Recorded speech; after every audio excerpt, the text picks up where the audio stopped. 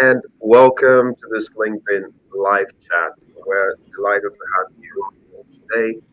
My name is Bamidele Salako, and I'm the manager of marketing and communications at Calgary Catholic Immigration Society, or CCIS as popularly known. CCIS is a non-profit, non-denominational agency committed to making immigration a positive experience for refugees, immigrants, and the community.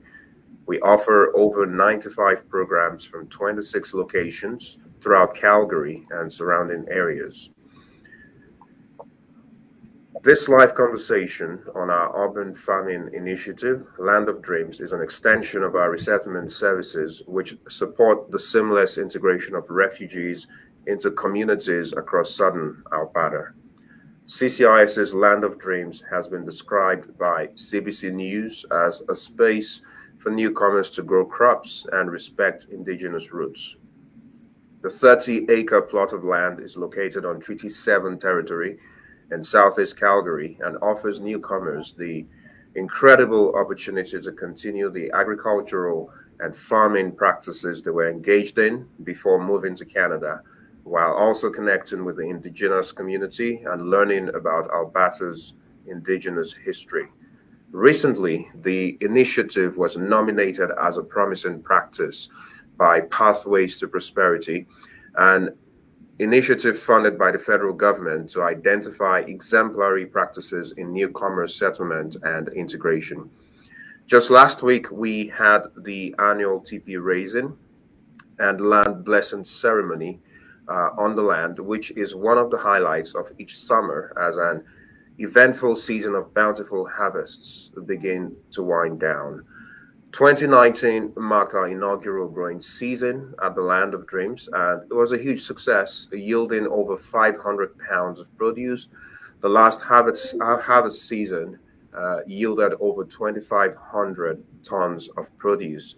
But it's not just about what we get from the land, but what we give to the land through sustainable agricultural practices steeped in indigenous wisdom and traditions.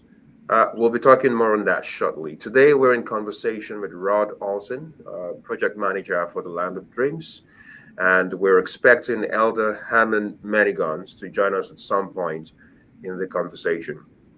Elder Menigans' wisdom and guidance have helped to shape the direction of this project from its inception. Rod, it's a pleasure to have you here today. Thank you, Bamidele. I'm excited about the conversation we're having around this incredible novel initiative that has recently, been recognized as a promising practice in Canada. Can you walk us very briefly through the experience that awaits visitors to the Land of Dreams? Yeah, I think the first thing that happens is you're just on the edge of the city, and you kind of take a little dirt track out into the middle of a field.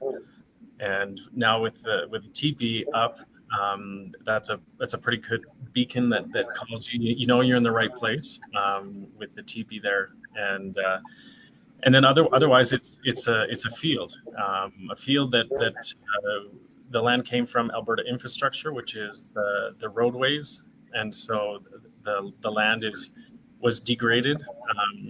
All of the soil taken off, and this much was put back and seeded to grass, and so we've got so we're bringing in a lot of scope to kind of create plots. So the central design is a medicine wheel, which is an image, a teaching tool in several different Indigenous communities, and so each participant has a 27-foot diameter circle inside. So there's 32 circles in total, and then we are also activating different areas for a little bit more efficient production gardening as well. I understand there are beehives and all of. Do you want to talk about that a bit? Yeah, so we have a fenced-in area that kind of keeps. So we have 10 hives, 10 beehives, and that they fluctuate. I think the general idea is that you lose about 30% over winter. So, I mean, a lot of people are surprised to find out that our bees just stay there on the land all winter long and do their best to kind of survive our winters. And but it's one of the things that people really, really love, because it's hard to find, pure honey these days when you go to the grocery store. A lot of it's been augmented with sugar water and that sort of thing. No, yeah. So the bees is a big part of it. And yeah, like then there's like different community groups. So depending on when you come, you might run into the Vietnamese seniors group that are very regularly taking care of their plot, or the Cameroonian, Senegal, Congo, Guinea, the Yazidi community. So there's a lot of different community organizations that are connected to the land. That's incredible. So it's not just farming; it's community. One of the things that you've tried to harp on every time you've talked about the land of dreams is the farming practice that goes on there, in the sense that what we practice at the land of dreams is regenerative agriculture. So it's not just what we take from the land, but what we give to the land. So how does the Land of Dreams project promote sustainable agriculture practices, and you can tie that in with the community engagement that goes on in there. Yeah. So I mean, I guess it was one point where I was doing up a report about the pounds of produce that we took off, and I just realized like that's kind of our human way in the world, is we measure things by what we can take, what we can extract from the land, and I think we are all nature. And I think that's one of the things that we're increasingly discovering, that there's a deep commonality between all of us, that's exposing itself while we just farm together. And so what we bring back into that space is equally important. So we've got a relationship with the city of Calgary, so where we get compost. So I want to measure the compost that's coming in. We have all of the volunteer hours that are coming in. So like that I want to measure that as well, to kind of talk about the reciprocity that is part of kind of taking care of the land. And and then again, specifically the regenerative practices, which I also say are really just, doesn't matter where you are on the globe. And so regenerative agriculture is a movement that's happening all over the globe, because I think the whole globe is recognizing we are in a soil crisis, and we need to build soil. And actually the UN about 10 years ago said that we have only 60 years of farming left, so that would bring it down back to 50. So that's an amalgamated number, and they're not doing anything magical about that. They're just looking at the graph of soil loss over time, and that brings us 50 years of growing. And so most farmers, most people working in the land, recognize that soil is a huge resource, and so we need to do the things that build it back. And so some of those things are keeping the soil covered so that the wind and erosion doesn't happen. And so that's cover crops, or plants, or in the case of Land of Dreams, the weeds come. And I tell them weeds are not bad. They are Earth's first responders. It's the first aid care that comes, because when you scratch the earth, it's like getting a scar. Actually, I got one right here, like getting a scar on your skin. And so the weeds come and they protect it. The other one is like we don't do any chemicals. We have our bees, and so it's very easy to convince people like no chemicals is allowed. We try and keep away from synthetic fertilizers as well, because the synthetic fertilizer actually destroys the microbial life in the soil. And so one of the things that we're really trying to do is increase the vitality of something that we can't see, and it's these microscopic organisms. And so we want thousands, billions of those, and then we get vegetables as a byproduct. And so really, it's like restoring life and being really committed to all things that are alive, is really kind of the foundation of what we're doing there. And then you wanted to take, you want to bring actually animals into the system, and so like that's where our bees come in. We'd love to partner with the neighbor with some chickens to kind of get them working for our advantage. Yeah, and then the other big thing is recognizing context.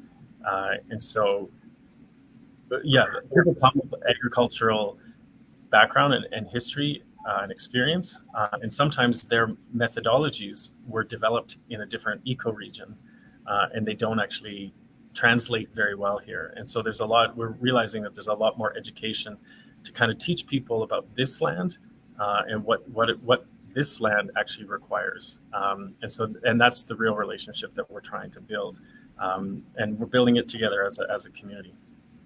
That's beautiful. Now you mentioned earlier about how the land of dreams has become sort of like a melting pot for the diverse cultures that make up the cultural tapestry, of the city of Calgary. So whether it's Afghans or Congolese or Cameroonians, from Africa, from the Middle East, from Asia, from Vietnam, yeah, I mean, there's a whole lot going on in the sense of community at the Land of Dreams. So, what impact has this initiative had in terms of building bridges between immigrants, refugees, all newcomers, and the indigenous community in Calgary and beyond?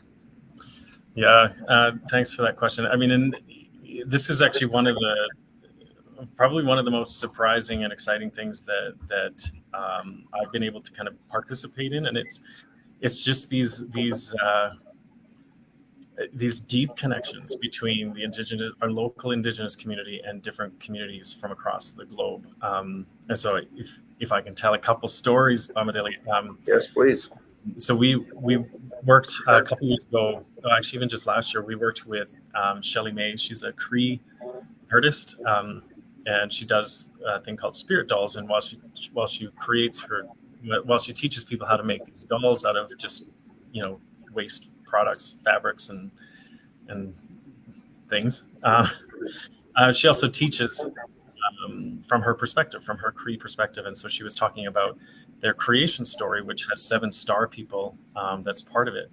And we had the Yazidi women as part of it, and there was this kind of energy at the table once the story was translated. And what we heard back from Kharia was that in Iraq, where the Yazidi community, they also have 7 star people in their creation story. And so at the end of that, Kharia said, "We're cousins." Like, so, making this real kind of human connection to Shelly May, and honestly, like, one of the reasons we're so committed to having the Indigenous relationship is that it's very easy for newcomers to come to Canada and immediately get trained in how to be racist, and our racism is really directed towards the Indigenous community, and so for me to hear that, it was like a brilliant moment. And then another one is the Druze religion, also from the Middle East. Was talking with Imad, and he was telling me that every young man has to produce a medallion, and he had it. I got it in my room, so he came out, and when he went around the corner, what I saw was an Anishinaabe dream catcher, so the exact same shape, but that's like from eastern part of Canada, and again the Middle East. So what's going on? So there's like these deep connections that exist, and then it carries on. So we had Morlai and Patrick, 2 different gentlemen from different African countries, and we were sitting in a circle, and there's an elder respect. They were listening to stories from Herman, and Morlai, after was just telling me, I felt like I was on my grandparents' farm, and so again, just that sense of home, that sense of connection. And then another story was, I think Marie from Cameroon was watching the indigenous dancers that we bring in for our harvest feast, and was watching the footsteps, intently watching the footsteps, and said that, like, some of those steps are from my country in Cameroon. Wow. So like there's just layer on top of layer of deep connection between newcomers and our indigenous community, and I think it's it's been eye-opening for him as well. He's often felt like he's felt a call to go to the nation and teach and speak about his culture, and he's always been so amazed that the world is coming right to his door, basically. That's beautiful. It's fascinating also that the Land of Dreams is helping to create an awareness about these connections between cultures from different parts of the world, basically. Yeah. So, what lessons can we learn from the Land of Dreams in terms of building strong community connections and fostering social inclusion? Yeah, well, I think the Land of Dreams really shone during COVID, particularly. So we were all, mandated to kind of be social distancing and isolated, and people were isolated. And I think, well, Fozia and Sugra from Afghanistan, um, Sugra is Fozia's mom, and did a lot of gardening back in Afghanistan, but was feeling the pressure of being isolated, and they ended up getting a plot. And there not a lot of success because we do have soil challenges out there.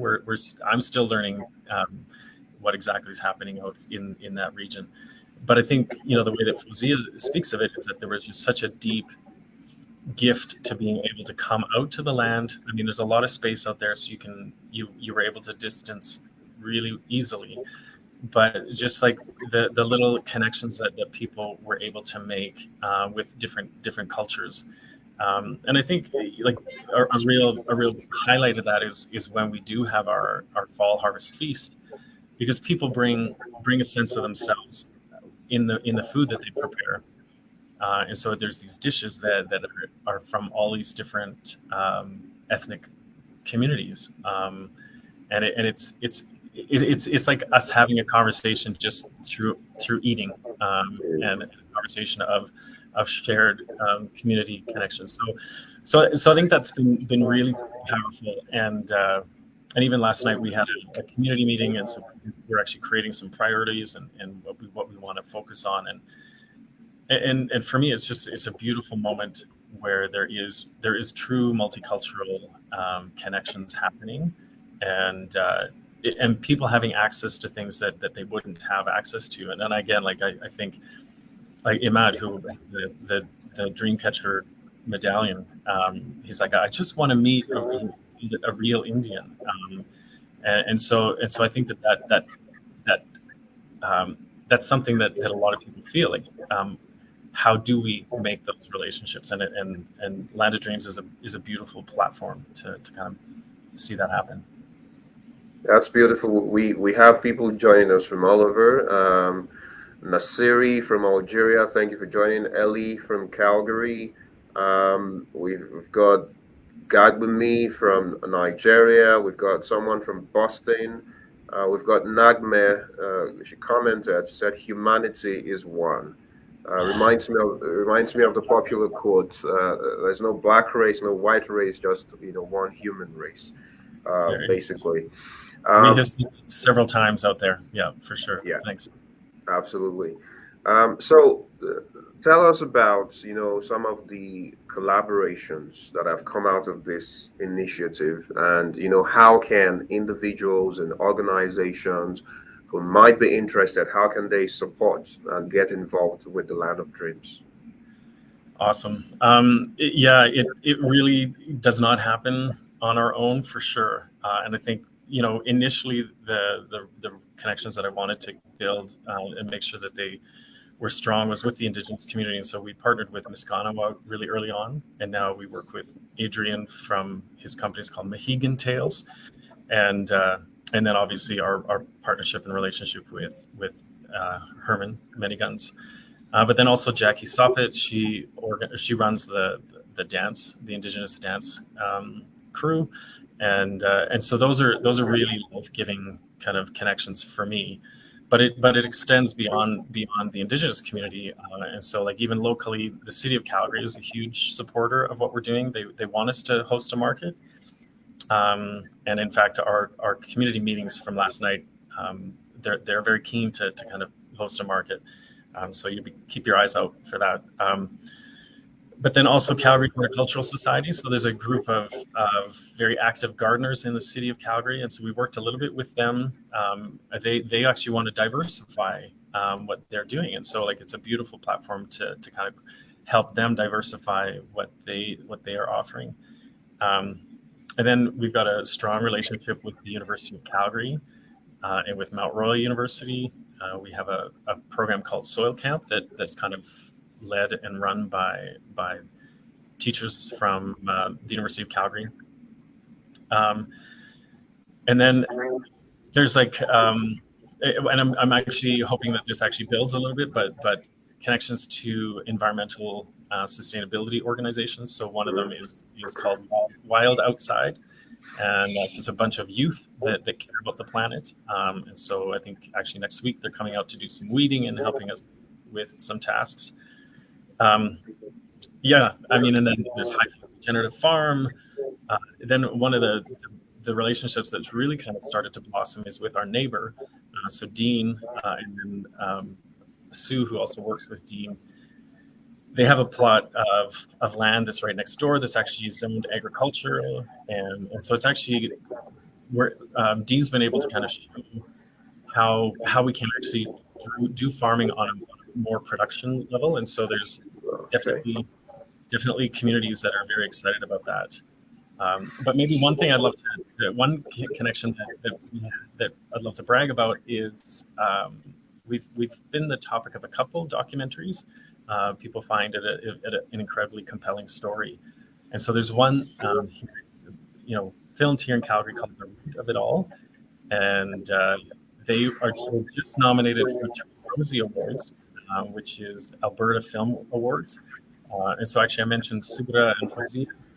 They were part of it. Herman is part of it. I think I'm on there too, plus a few other kind of local food-oriented businesses. And so just being able to kind of be in the community in that way is really powerful as well. And so there will be a viewing of that short film sometime. Again, we'll keep you posted on that. Yeah. But yeah, and really at the end of the day, like we have volunteer groups come. If you're a business or a company and you want to give back to the community in a profound way, we do have lots of work to do. It is a working farm, a lot of weeding to do, and so like that's a huge way to kind of get involved.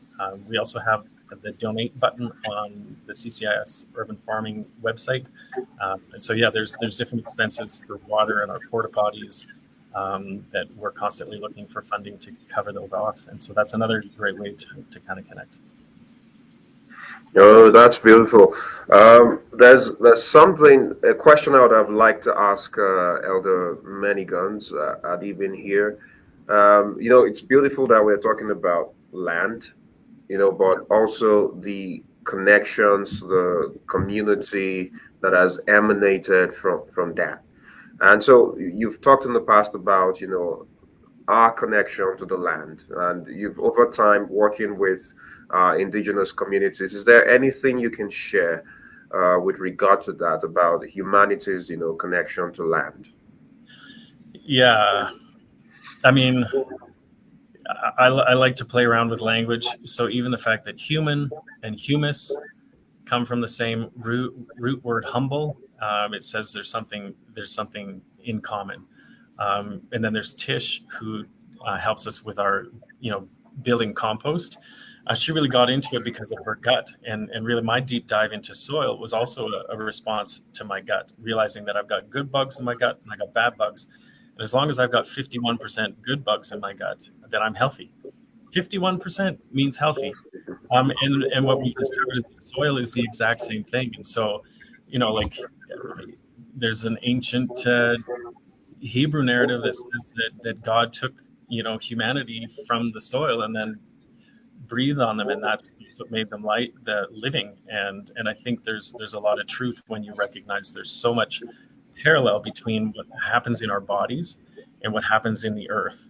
And so when we degrade the earth, we are degrading our human health. And if you look at any health graphs, diabetes, ADD, ADHD, heart disease, all of those kinds of things. You see an exponential curve, and that exponential curve goes alongside with our industrial agriculture techniques or practices. And so you see that there's a deep connection between our health as humans and the ecological health.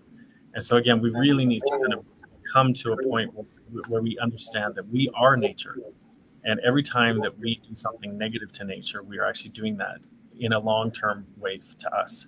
And I know, like with Herman, like, we talk a lot about doing plans that are for 7 generations. So what are you doing now that's creating life and vitality for your great great great great grandchild? And so, like, that's the perspective that I think we adopt when we recognize that we are also nature. Yeah. So, and I think healing at the end of the day. So we did receive maybe 3 years ago some grant money from Alberta Health Services, and really it was to look at the health that comes from people's hands in the soil. And so when you are working the soil, there is microbiology that just wafts up, and when you breathe that, it kind of regulates your mental health. Like, it brings you back into a sense of who I am in the world. It's the reason why a lot of people here in Calgary head out to the mountains, because they feel more like themselves. And that's exactly how I would say, working in the soil is like there's an aspect where we feel more like our true essence because we're in touch with the soil. That's interesting. The Land of Dreams was recently nominated as a promising practice by Pathways to Prosperity, which, again, I mentioned earlier, is an initiative by the federal government, or funded by the federal government, to identify exemplary practices that support the settlement and integration of newcomers in Canada. Could you talk more about that and any other success stories or memorable moments from the land that stand out for you? Yeah, I mean, a great honor to have been nominated and awarded that, and I think for me the real success is in kind of making that connection to the land. One of the dreams I had in sort of pulling this together was thinking that people that come from in a refugee context, a lot of people didn't choose to come to Canada. Like, it was the safe place to go. And so there's trauma that's associated with their journey. But I think for me, one of the things that the land has really been asking of me is like, bring people in and help nurture the life. Like, the land has everything that we need for life and vitality. And so what I saw is like, if people, had their trauma, but then they recognize, okay, well, we're going to work on Mother Earth, who also is suffering some trauma at the moment. And we all see it every day, the fires, the floods, the spills, whatever it happens to be. And so if we start to figure out, okay, well, what does Mother Earth want? How does she work? How can we get in line with her? It takes our minds off of our small problems, which often feel very big at times, but then gives us something much bigger to kind of focus on. And we all can give in some small capacity. And I think that that's the power of the Land of Dreams, because in like lots of times newcomers are given to, and there's a strong impulse for them to give back. And I think Mother Earth is such a potent place to receive those gifts from people, and she needs our partnership and our help to kind of create that 7 generations for our children. So I think that's I think that's for me part of the success there. But I think honestly the other one is our fall harvest feast is just a gas. We have so much fun, and our community rushes the stage when the Indigenous dancers, which are supposed to be performing, but our community just rushes the stage. They want to participate in kind of the dance, in the celebration. That, you know, they and then yeah, feasting together, sharing our food cultures. I think that's one of the huge successes of the project. That's incredible. Our media team is trying to see if we can share some photos from the land while we're live. If we can, that would be great. So obviously, it's not been smooth. It's not all been smooth sailing. There have been challenges that you've encountered, in the course of implementing this project. Do you want to talk about some of them and how you've been able with the team to navigate that? Yeah, sure. I think right away, like soil, it has been a bit of a challenge. And that was even for me recognizing, just how compact that's like pressed down different areas are, and so we have to kind of put them into rehab. Yeah, so that's been definitely a part of it. And Oh, water, so here, I believe you can see these pictures here. Rod, do you yeah, maybe want to talk us through some of these as they? sure, yeah. So this is part of our harvest celebration. Yeah, The pumpkins there. The previous one was us putting up the teepee. That was the yeah. most recent one. Yeah. And the lady in the green is actually one of the directors of the Root of It All film. Yeah, And there's our beloved Herman right there, showing yeah. people how to get those tent pegs in properly. Yeah, so it actually fell down this year during our tornado on July 1st. I didn't fall Yeah. down. It twisted, and so we had to reestablish it. And so Herman is Hmm. giving us good protocol on how to get those pegs in so that it is really secure. That's great. Yeah, I guess that's about all the. Okay, yeah, that's Elder Many Guns. He couldn't be with us today, unfortunately. Yeah. I think it's a good place to talk about, what the future looks like. What are the plans for the future, for the land of dreams? What are your aspirations? What direction are we headed in? Yeah, great timing on this question, Bamidele, because we just started having some very robust community conversations, and really found out that because one of the challenges, if I can go back to your previous question, is just the work that farming is. It does take a lot of work. It does take a level of commitment and resolve that you're gonna push through and see it through to the end. And so like we got hail this year, and our sweet potatoes looked like they were gone, decimated. Okay. But plants are resilient. Plants do bounce back, and I mean, and even that, like, come garden, because if you can even emulate a plant, in one small way, like, you're going to be a better human being. So yeah, grow plants in your house. Like, learn how natural things go, because that's who you are. That's sorry, getting getting. But yeah, so the future really is around, like, they want to go bigger. They want more. They want more land. They want to do production, and we've been able to see the Cameroonian community grow black nightshade, which is a staple in their culture, and it grows beautifully here in Canada. And so, that's something that their community has to spend a lot of money on at the grocery store. And so they actually are starting to dream about ways to kind of make that available in a much more economical way, but growing it. And then with just a new community, the South Sudanese community, again, also with I think they call it Molokai, another plant that's growing well here.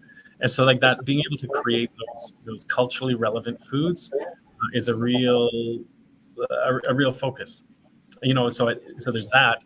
But then, part of the conversation that we had just last night is the need for education. So as I mentioned, a lot of people come with their own sense of soil and nature in their bones, in their skin.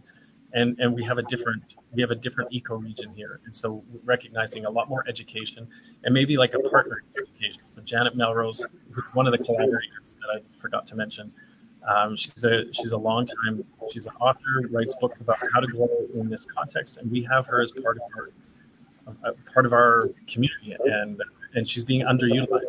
So she's got all of this wisdom that she can share with people, and so we're trying to figure out how best to kind of pass that on to a newcomer community that wants to see success in what they're growing. So yeah, so like the farmers market idea is really something that they got very excited about, and I think for them, like if there can be a little bit of an economic incentive, then yeah, then I think their motivation is increased. Mm. Yeah, That's great. So there's a lot of exciting stuff to come for sure. Who could have thought that talking about land, soil, agriculture could be this exciting? Thank you so much, Rod. For coming on and having this conversation with us about the wonderful work going on through our urban farming initiative, the Land of Dreams. Rod Olson is the project manager for our Land of Dreams. Unfortunately, Elder Hammond Manigons couldn't be here today, but we'll be sure to make arrangements for him to join us in future conversations around this project. I'd like to especially thank Rod and, of course, everyone who's joined us for this LinkedIn Live conversation. We hope you found this discussion insightful on many levels. If you or your organization would like to learn more about how you can support our Land of Dreams initiative, or just to arrange a tour of the expansive land, you can visit our website. My colleague is sharing the link in the comments. You may also reach out to Rod through the email address that we're sharing right now in the comments. Finally, I'd like to remind you that CCIS is committed to supporting newcomers in Calgary and surrounding areas through various programs and services. So if you're in need of employment assistance, you have settlement needs, or you just have questions about the resources that are available to you in the city and beyond, please don't hesitate to contact CCIs. We've had our phone number where you can reach us, on the screen throughout this conversation. My colleague will also share that in the comments. So you can book an appointment with one of our settlement counselors or employment counselors, as the case may be. So to everyone who's joined us live and everyone seeing this later, thank you for watching. And we look forward to connecting with you soon. Thank you, Rod. It's been a great conversation. thank you so much.